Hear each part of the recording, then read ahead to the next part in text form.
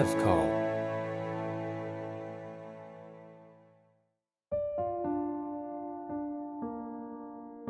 Evcol Entertainment presents Maggie Turner in Cake.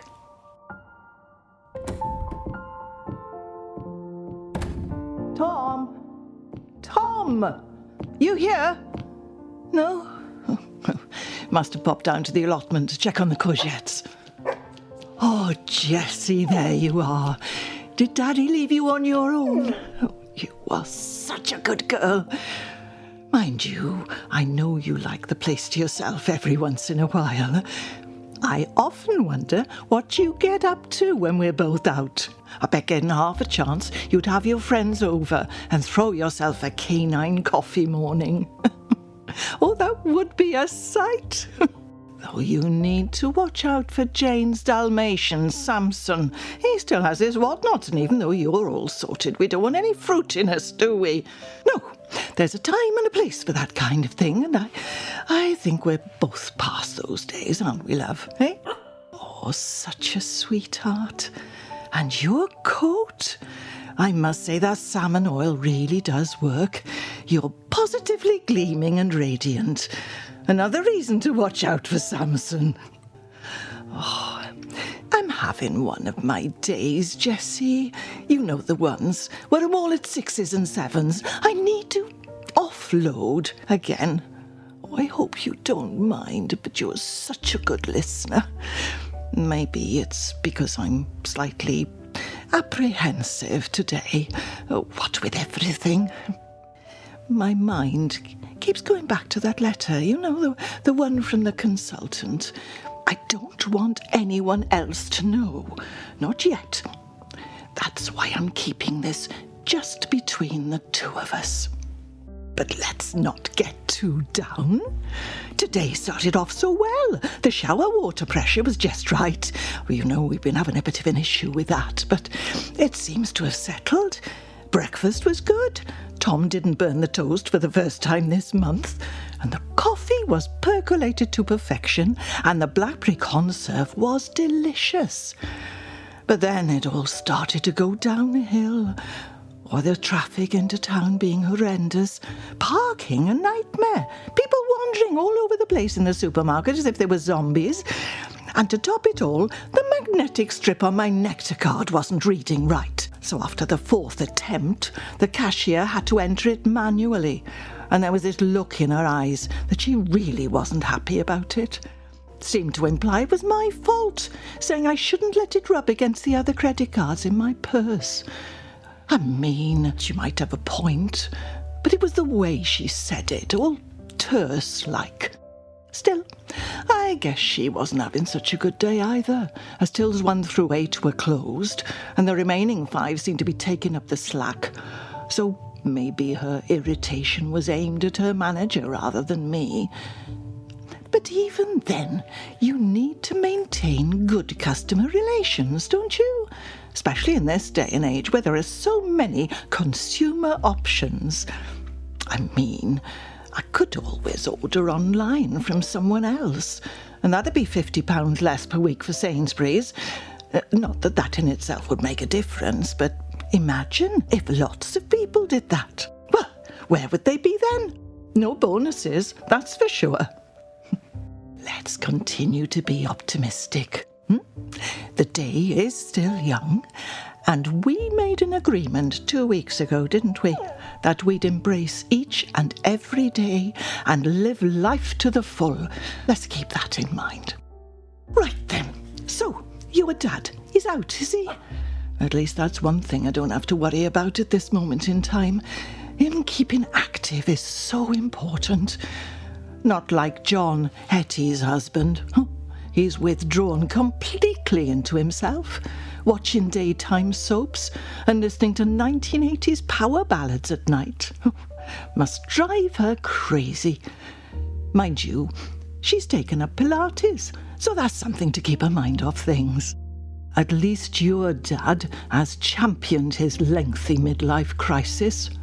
Well, bungee jumping and free-fall parachuting was a bit risky, but, well, now he's settled a little, getting his hands dirty in the soil and becoming one with Mother Earth. Well, maybe we shouldn't go that far. It's more like sprinkling a bit of compost on the vegetable beds. But still, we shouldn't complain. After all, he's doing really well this year, especially with the courgettes. Mind you, saying that, last year's crop was pretty good. It was a bugger finding all the jars to pickle them in, but thanks to Joyce, who had a few in her garage, and Sandra's marinating recipe, we managed to successfully sort out what could have become a bit of a drama. If you go to all that trouble growing food, you can't waste any, can you? It just doesn't seem right. Listen to me. It's like I'm Felicity Kendall in an episode of The Good Life. But you know me. I can't abide waste. I just wish more people would get on board with that way of thinking. But it seems that message often falls on deaf ears. But we shouldn't be dismissive. No, we all need to continue to fight the good fight and all that.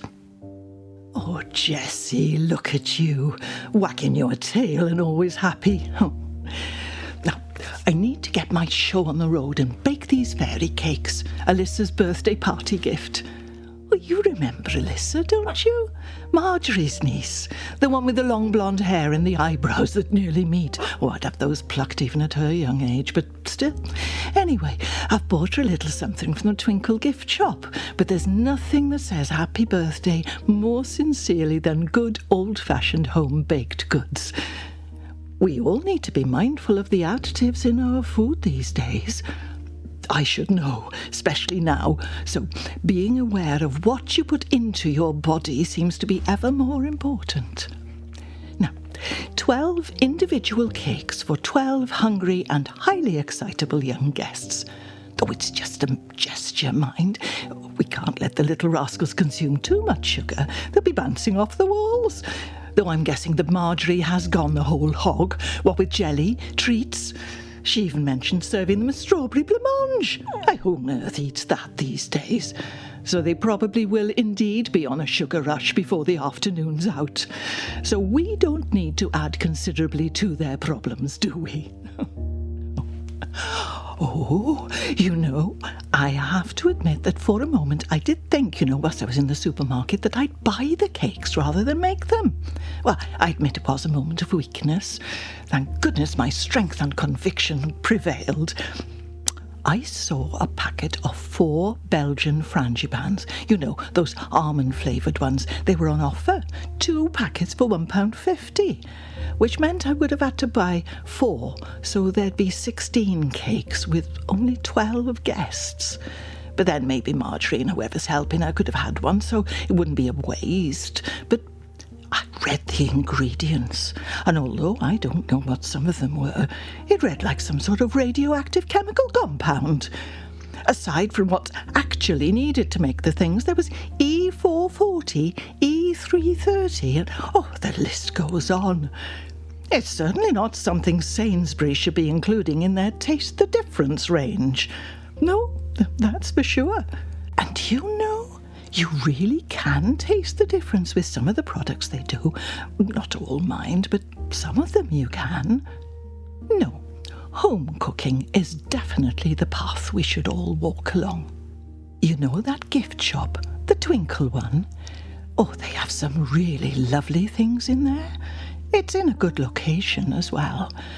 But it must be hard for a small, independent outfit to compete with the likes of Amazon. Still, I admire their gumption and tenacity, though I wonder whether they'll survive on selling responsibly sourced wooden toys when they're up against the likes of Xbox Super Duper version 27X or whatever it is this week. Still, you never know unless you have a go. Oh, that almost sounds like a slogan, doesn't it? I must remember that one. Jessie, since I started working again, which wasn't planned, And you've been such a dear about it, as I've been somewhat remiss on taking those long river walks with you.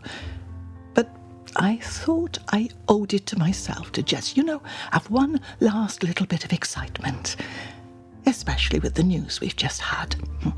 And it's only for a few weeks. I realise I barely turn on the oven these days.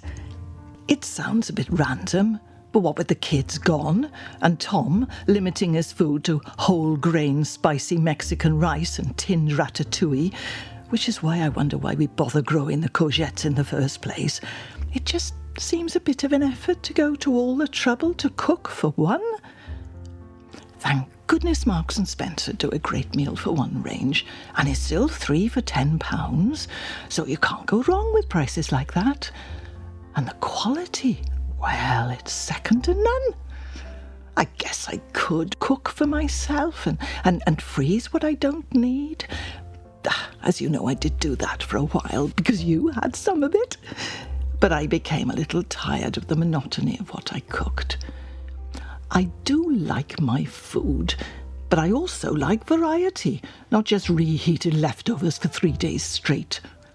There's nothing like what Italian one night, a good bit of English the next, and then maybe a trip to the Far East, India, or China even. Yes, variety is indeed the spice of life. Maybe I have become a bit lazy, or maybe it's the fatigue the consultant spoke of. Oh, surely that's not it. No, I've definitely become more complacent as I've got older. But then, at 73, 2 kids now grown up with families of their own. Maybe not families in the traditional way my mother would have approved of, but then we need to move with the times. Amanda's girlfriend's daughter is a bit of a handful, but she likes her. It's just a shame that the child's father isn't around more to help. Though I guess he's off with his boyfriend Pedro, spending more time in Barcelona. Oh, thank the heavens I'm open-minded, though Tom needed some convincing. Well, look at me, married for 50 years to the same man, I might add, though there's been times I could have hit him over the head with a skillet.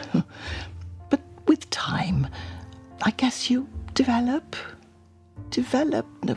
Now, what have I developed?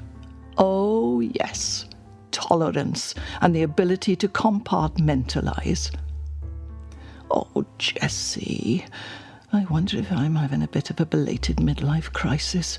Helping Tom through his didn't leave me time to have my own. So maybe it's my turn now. Maybe that's why I took that job, even though just about everyone told me not to. Jenny was supportive, though, which I thought was a little strange, as she always seemed a little cold towards me. Probably when I told her that I thought a membership at the Evergreen Country Club was an overpriced cliché, and I'd rather stick needles in my eyes than spend an evening there, and paid £25 for a bottle of rosé, which I could pick up at Sainsbury's for $7.99.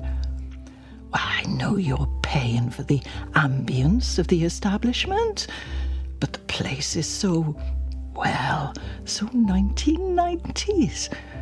And after looking online, I noticed that their menu hasn't changed for 5 years. And they charge for breadsticks. Let's park that thought there. Now, what's the time? 1:40. Need to drop these cakes off at Marjorie's at 4. The party starts at 5. I want to be gone before the guests arrive. I've become less tolerant of children as the years have gone on. Oh, don't get me wrong, Jessie. I love my kids and my grandchild, but in small doses. Maybe my maternal instinct has all dried up as the years have gone on. Who knows? But alone time with you and reading something good on my Kindle suits me just fine. Right, focus, Betty. Cakes.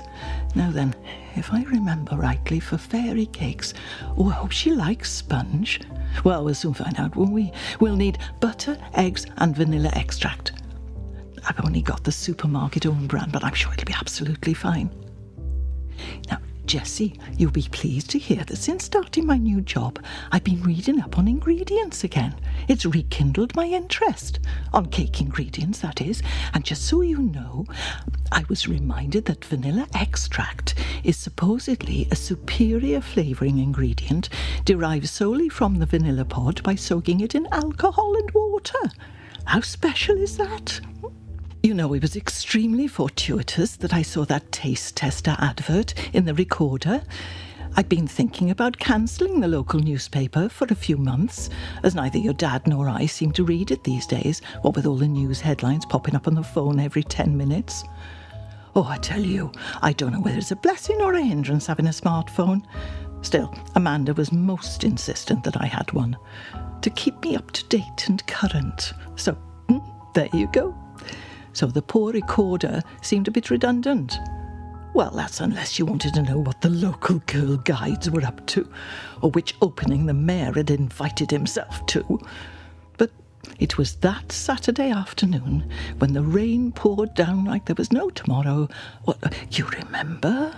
You were being a bit grumpy because we didn't take our usual walk in Brownston Park. I know how much you like walking by the creek. Well, anyway, I'd had enough of the world's news headlines and thought I'd give the Recorder a read before your dad whisked it away and used it to line his toolbox. And there it was on page 6. Taste tester needed at Marigold Meadow Organic and Gluten-Free Bakery. It said, no academic qualifications needed, just a seasoned palate. At first I thought, what, for me?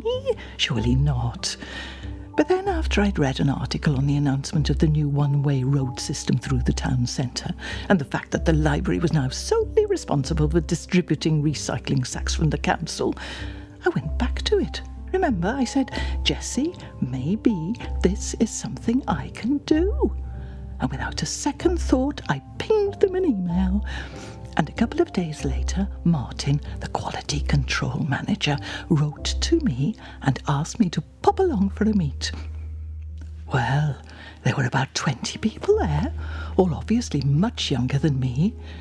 They were right when they said the job market was getting ever more competitive, and they only needed 4.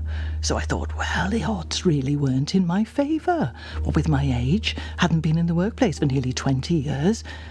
My goodness, is it that long since I stopped being a legal secretary? Oh, how time flies. But as I think I mentioned to you at the time, you know, when I came home, I said, there's not a cat in hell's chance they're going to pick me. But how wrong can you be? Because, well, it couldn't have been any more than, 3 days later, when Martin called me up and said, Betty, we've chosen you, along with 3 others, to be our new product taste testers for a probationary period of 3 months. He asked me, Martin that is, if things went well, would I consider staying longer? Even if they did, as we both know, Jessie, time is no longer on my side. So I thought it best to be ambiguous and make all the right noises that I'd be more than interested to continue. But we both know that cannot be the case. Oh, getting distracted again. The baking, the sprinkle decorations. We'd better not use nuts, as there's always someone who has an allergy, and we don't want to spoil a party with them having to be rushed off to A&E now, do we?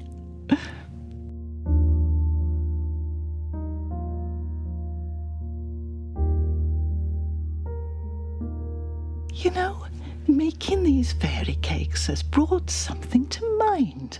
After spending the past few weeks taste testing new bakery products for the Marigold Meadow Bakery, I've come to the conclusion that each cake has a personality, if you like.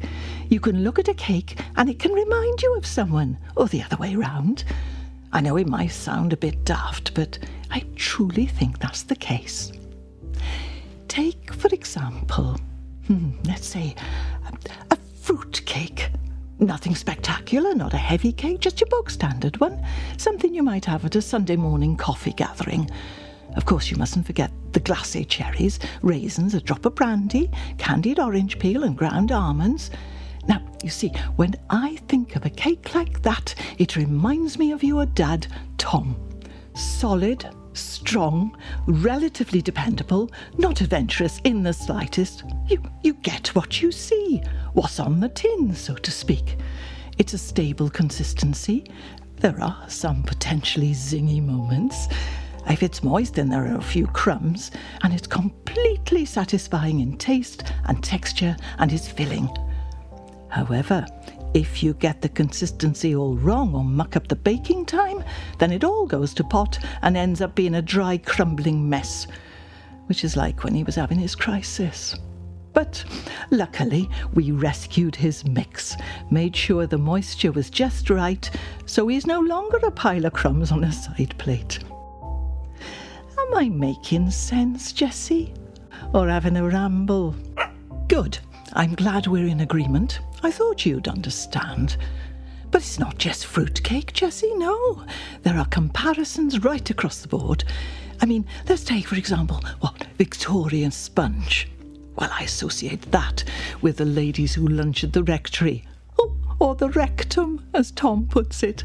That man has a naughty sense of humour at times, which is why it's best we keep him off the wine when we have company. Yes, Victoria sponge, fluffy, air-like consistency, bit crispy round the edges if you don't take it out of the oven in time. A sprinkling of white icing sugar, which reminds me of their permed grey hair. A layer of jam, usually strawberry and the inexpensive brand. And buttercream, which can be a bit sickly if you have too much, which is just like their company. Oh, am I being wicked? No, I don't think I am. The 5 of them, the ladies who lunch, that is, they truly are in a deluded world of their own. Little England, like in the 1950s. Maybe they should time travel back to then. They'd probably be a lot happier and stop trying to force everyone to donate to the church rummage sale. I mean, all that effort, and then they make such a fuss that their sterling hard work has earned a grand total of £72.46p. It'd cost everyone twice that for petrol and parking. I'm glad I came off the church council, Jessie. I used to dread going. My jaw actually hurt when I came home from forced smiling. Thank goodness for the bakery job. It was the perfect get-out. Oh, the cakes now, they'll need to cool on a rack. But going back to my cake analogy, I just had a funny memory. You remember Richard's birthday? My son Richard, that is, not Plumber Richard. I made a pineapple upside-down cake for him and his friends. Oh, the look on their faces when I brought it out at his party. Big cake it was. It had 10 pineapple rings on top, one for each guest, and each with a glacé cherry in the middle. It looked so much fun. I thought they looked like smiley faces. It looked such a happy cake, if there is such a thing. I don't think that any of them had ever seen anything like it. Mind you, it is very retro, 1970s style. It was a big thing back then. You really don't hear much of it these days. Yes. Upside-down cake is a perfect cake for bringing out the smiles in young people who seem to be getting ever more isolated in this modern world of ours. Oh, and here's another thought, although it's not strictly a cake, but bread and butter pudding. Now, when I think of that, Jonathan Middleston comes to mind. The accountant, Brenda's second husband. I once had an absolute disaster with a bread and butter pudding. It was all going incredibly well, but then something must have happened in the baking process, because when I took it out of the oven, it looked like some sort of alien entity. A bit like Jonathan's face, all caved in, sunk like my pudding. Sallow, tired. It looked lumpy, reminded me of the bags under his eyes. I mean, I really don't know what went wrong. It was pretty much textbook. But then, there you go. Best laid plans and all that. Come to think of it, I haven't made that since. It must have left an indelible mark on me, scarred me. Oh, now what time are we at, Jessie? 2:05. I definitely need to be gone by 3:10. There's a couple of errands I need to run. So these need to bake, and then we need to let them cool before putting on the icing. And those sprinkles, of course. I know you'll remind me. I wonder how long your dad is going to be. This damp weather won't be doing his joints any good. I had a call from Joan, the doctor's receptionist yesterday, telling me that your dad's, not the doctor, medication review is due. He needs to make an appointment. I did tell him last night, but you know what he's like.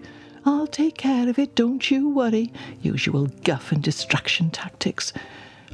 His hands have been shaking a lot more over the past couple of months, and I think it's gone beyond a hand tremor.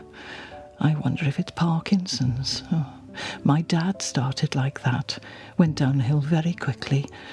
Though that was 30 years ago, and the medication, so they say, is so much better nowadays. I wouldn't have worried too much, but when he told me he had a bit of a do when he was out walking the other day, my worry wart meter started to go into the red. Oh, if it's not one thing with that man, it's another. Still, what can we do, Jessie? Not much. We just need to keep gently pushing him in the right direction. He's never been one to look after himself. I sometimes feel as though I've had 3 children to look after, not just the 2 I gave birth to.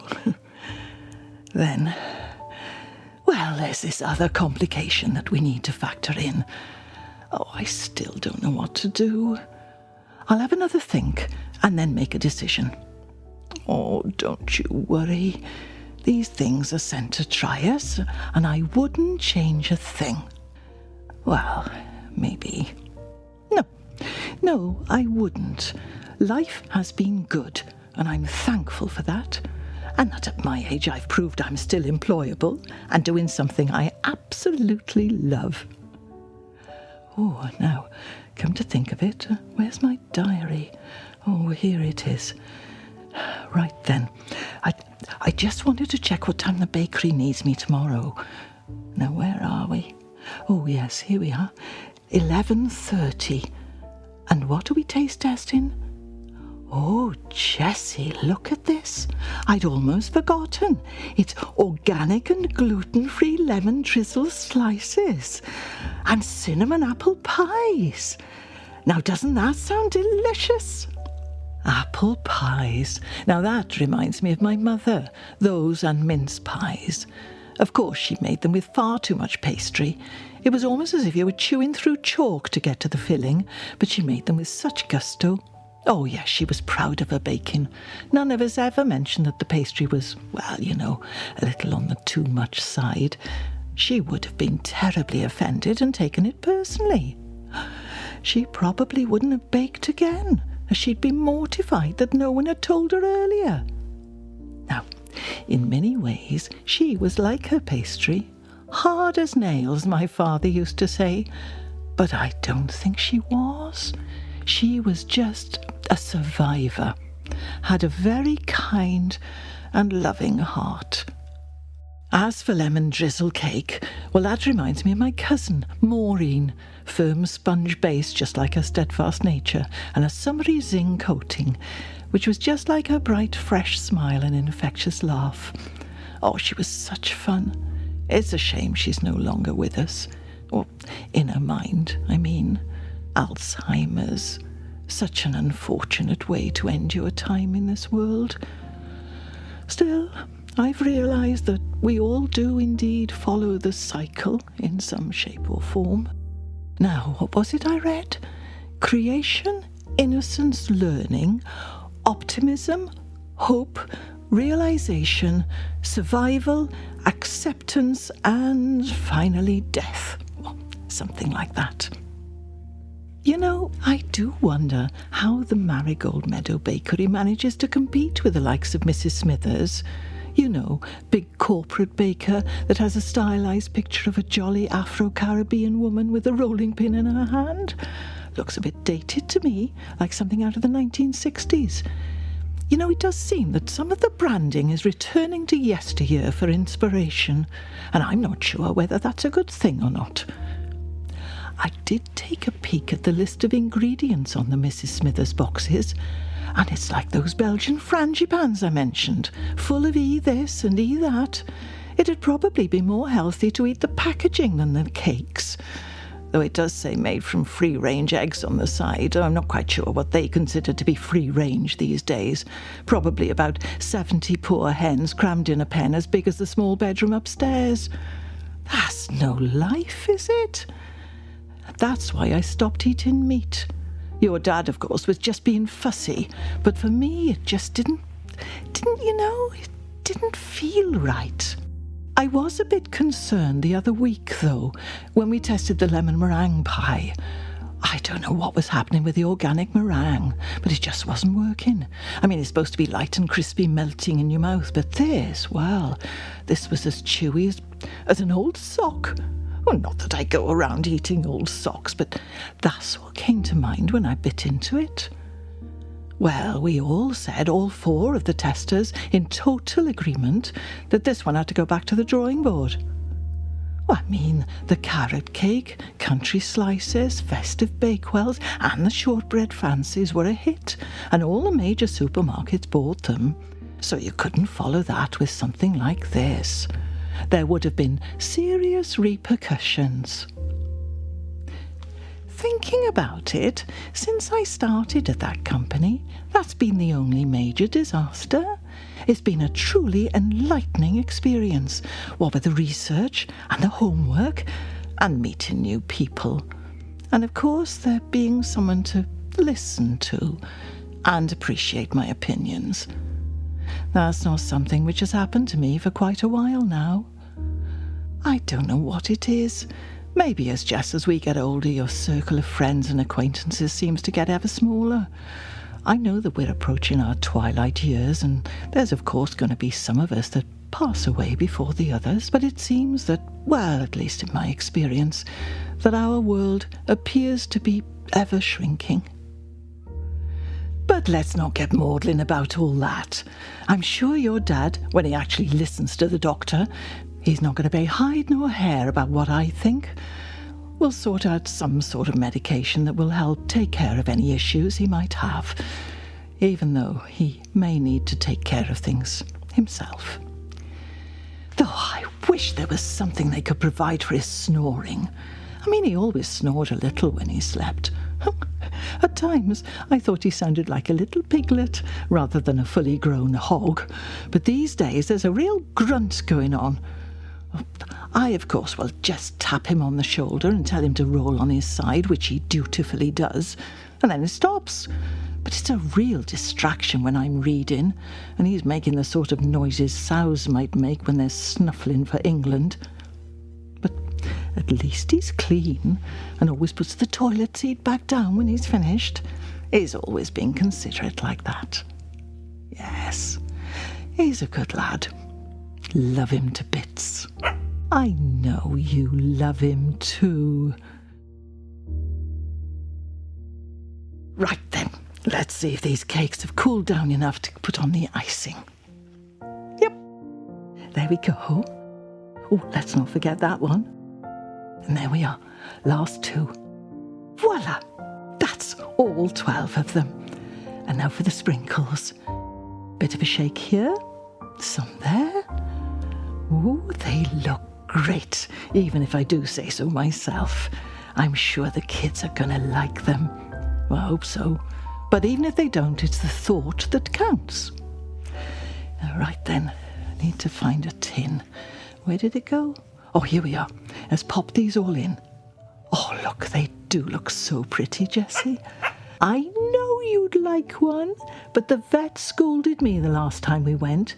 She said you needed to shed a couple of pounds for your well-being, so I'm going to make sure that you don't stray from your diet.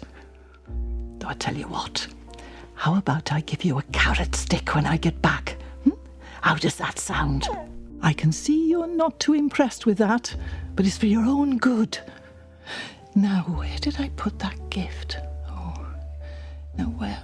Oh, here it is. Look, Jessie, they even wrapped it up for me. It's lovely. But here's the thing. Do you think Alyssa is going to just smile politely when she opens it, clearly not at all impressed by what I bought her, and think, oh, what has that daft old lady given me? What's with the wooden toy? Where's the money? Or at least something from this decade that's useful. Oh, but why am I worried, eh? As I said earlier, it's the thought that counts. And if she doesn't like it, then she can have her mum give it to the ladies who lunch, and they can add it to their church rummage sale next time they have one. There, that's my response to that. Oh, my nose is running. Let me get a glass of water. Have a little sit down. Oh, I've been rushing around all morning, and my back is starting to ache.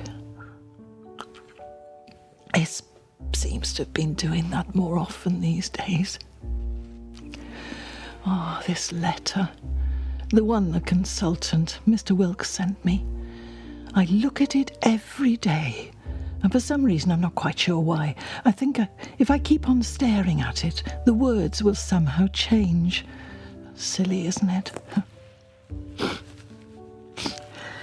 Dear Mrs. Johnson, further to your GP's referral and the results of our tests, it's imperative that you make an appointment to see me any time this week or next. He tried to break the news to me gently, but then, as I said to him, just spit it out. Let's not pussyfoot around with pleasantries. That'll get us nowhere. You called me in here, even made a special appointment for me. So the news can't be that good, can it now? Jessie, I remember telling you. Oh, his face. It looked more filled with dread and worry than I felt mine did. I guess when you know something's wrong, then your defences kick in. Oh, his questions. Has your urine become noticeably darker? Is it orange or dark yellow? Yes. Have you suffered any unexplained weight loss? Yes. Are you experiencing any pain in the upper abdomen that radiates to your back? Yes. I noticed that you have a jaundiced appearance. Okay. Are your stools a lighter colour? Well, I suppose then we need to get you emergency MRI and CT scans. I want you to go to the hospital today, and I'll take care of all the arrangements. And within a couple of days, it was that fast. Now, don't let anyone tell you that the NHS isn't brilliant. The results were in. Stage 4 pancreatic cancer. I must admit, it did take my breath away. Sort of winded me. I mean, I don't even smoke. Never have done. And how serious is this? I asked. It's at an advanced stage. I see, and what are my options? We can't operate, so the best we can do is manage the symptoms and the pain. Oh, I see. And what does that entail? It's recommended that a combination of chemotherapy and radiation therapy called chemoradiation be used for stage 4 pancreatic cancer. I see. And if we don't do anything? Well, stage 4 pancreatic cancer is incurable. While the median survival rate is around 3 to 6 months after diagnosis, some people live longer than this. Many individual factors, including age and general health, play a role in a person's outlook. So, the outlook is pretty grim then? Yes. Right, well, I need a little time to digest all this, but Mr. Wilkes, I've always been a pragmatic person. Let's not sugarcoat anything. I've just started work as a taste tester at the Marigold Meadow Organic and Gluten-Free Bakery, which is tremendous fun. I've pulled my husband out of a prolonged midlife crisis. My kids are finally settled in their own way. And I need to go home and walk my dog, who means the world to me. Give me a little time, and I'll arrange to come and see you again. I think that's best. But no buts. Thank you for telling me. I'll have a look online if I have any further questions. I'll just Google pancreatic cancer. I'm sure there's a wealth of information on there. And then we'll see how it plays out. And that's how I left it. It's been 2 weeks now, but I'm still not ready to go and meet him again. I didn't want to mention this, Jessie, but I've even looked at the Dignitas website. You know, the place in Switzerland where you can end your life, to die with dignity. Mind you, they do charge £5,180, so that's a chunk out of the joint savings. But I'm sure Tom would understand. You know, I remember him once telling me, "Betty, I can stand pain as long as it's somebody else's." And he's right. Oh, rather than draw this out and it become a bit messy and undignified, I think that's a truly viable option. But I think we still have a little time on our hands, and I've asked the doctor for some strong painkillers, so as long as they keep working and my taste buds remain active for work and we can go on our walks, then I'm all good. As I was telling you all this, I realised I hadn't picked out a cake for myself. Now, a cake that reminds me of me is Battenberg. You know, the sponge cake with those pieces covered in jam, covered in marzipan, and when it's cut in cross-section displays a distinctive 2x2 check pattern, alternately coloured pink and yellow. I'm not a big fan of marzipan, but the order and formality of the cake is absolutely my personality down to a T. All compartmentalised, I think, anyway. Oh, don't worry, Jessie. Although I accept the end game for my situation is pretty much written in stone, we still have time to embrace and enjoy the moments we're given. Now let's always remember that. And when I'm no longer around, be sure to look after your dad. He'll be upset for a while and out of sorts, but I know with your help he'll pull through. Just make sure he doesn't take up his old daredevil antics again. I'm relying on you. Oh, right. I'm heading out. As I said, I need to take care of a couple of things. Now, firstly, I want to stop off at the library on the way to Marjorie's to pick up some recycling bags. I did ask Tom to get them, but he's probably forgotten, and as it's on the way, it seems more sensible for me to get them, rather than wait for an age for him to take care of it. And then I'm going to drop in and see Hetty. She runs the second-hand bookshop on Armitage Lane. As I'm rekindling my baking skills, I remembered the immortal Fanny Craddock last Sunday night. Well, I looked her up online to see if there were any of her old recipe books available, and as luck would have it, there were a few. Oh, I think Fanny was way before your time, Jessie, so you wouldn't know what I'm talking about. Phyllis Nathan Sorton, Primrose Peachy, I think, but everyone knew her as Fanny Craddock. She was a somewhat eccentric English food critic, cook, writer. She was on television a lot, published her recipes.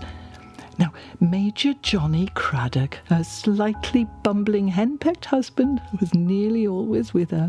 Oh, they were a team. She was such a character. Well, I called Hetty on the off chance to see if she had any of her recipe books. Bit of a long shot, but as luck would have it, someone had brought in a stack of them after a house clearance a few weeks back, and she said she put them aside for me. Oh, how kind is that? I'll pop this letter back into my bag as I don't want anyone to read it. As I've said, the right time will come for me to tell people.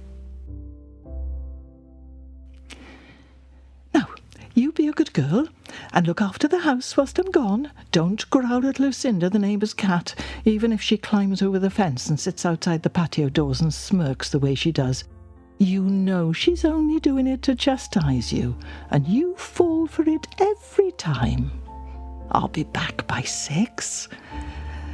And then I think I'm going to quietly go through some paperwork while your dad watches the Asia Pacific Rally Championship. I did make a start the other day, but I was interrupted. Being the organised one, I need to get my house in order, as Tom wouldn't even know where to begin. I tell you what, I do have a bit of a feeling that your dad is going to struggle with this situation a little. Mind you, it's not going to be easy for me telling him. No, it's not. But after talking it through with you today, maybe I'll suggest we all go for a walk tomorrow by the river. There's that lovely coffee shop down by the weir. We can sit there, the three of us, and over a drink, I can tell him. I think there could be some tears, but as we're outdoors with people around, it might help prevent us both getting too emotional. Maybe I'll even suggest us having a piece of walnut cake. I know he loves that. I do like that spot, which is why I'm suggesting it. So when I'm not here and he gets a bit lonely, maybe you can both go there and remember me a little. Just a little. And think about the wonderful times we spent together. Because despite the ups and downs, I truly have had a wonderful time. It's been absolutely marvellous. Now then, let's dry our eyes. I'm going to venture out and navigate this new one-way system before the bloody council changes its mind again. Be good, Jessie. Thanks for listening. See you later, love.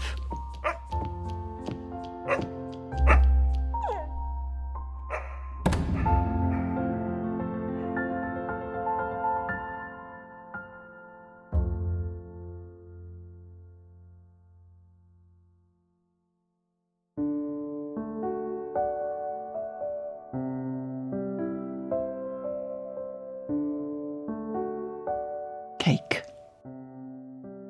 Written, directed and produced by Simon James Collier. Music and soundscape design, Zachary Elliott-Hatton. Co-producer, Adam Dechanel. Graphic design, Clockwork Digital Studios. Engineer, Callum Mirames. Recorded at Umbrella Sound.